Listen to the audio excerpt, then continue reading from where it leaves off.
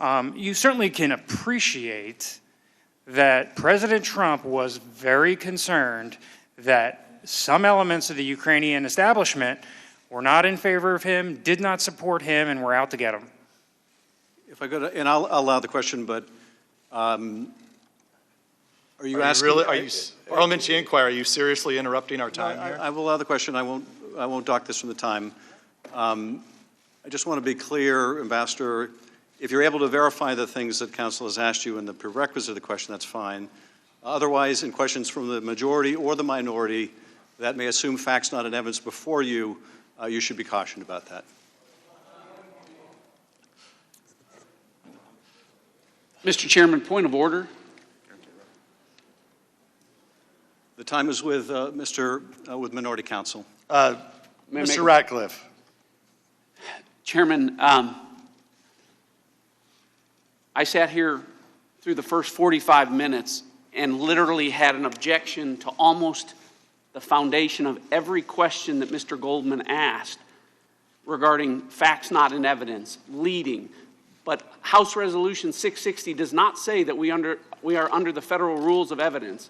If it is your position that I should be asserting objections to questions that violate the federal rules of evidence, let me know now, because this hearing is going to change significantly.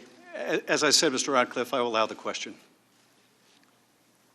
I think the gentleman has a different question about the rules. So what are the rules that are going to govern this? Does the ranking member seek recognition? I'm yielding you to a question I just asked you. For what purpose do you seek recognition? To answer Mr. Ratcliffe's question. I have answered it. May I resume your question? Respectfully, Mr. Chairman, you haven't answered my question whether or not I should be assumes facts not in evidence or leading objections to questions that are posed from this point forward. That's my question. Mr. Ratcliffe, I'll say once again, I'm not objecting to the question, but I am instructing the witness that they should not presume questions from the majority or the minority that may represent facts not in evidence are correct. I have answered the question. We will resume the questioning and resume the clock. Mr. Castor. So you certainly can appreciate President Trump's concerns.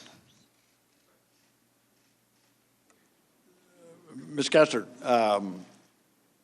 I don't know the exact nature of President Trump's concerns.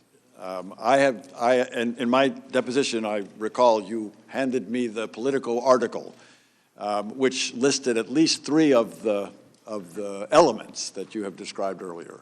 And you've recognized, and I have confirmed with the ranking minority member that it's first I'd heard of those and was surprised by those. I don't know President Trump's reaction to those.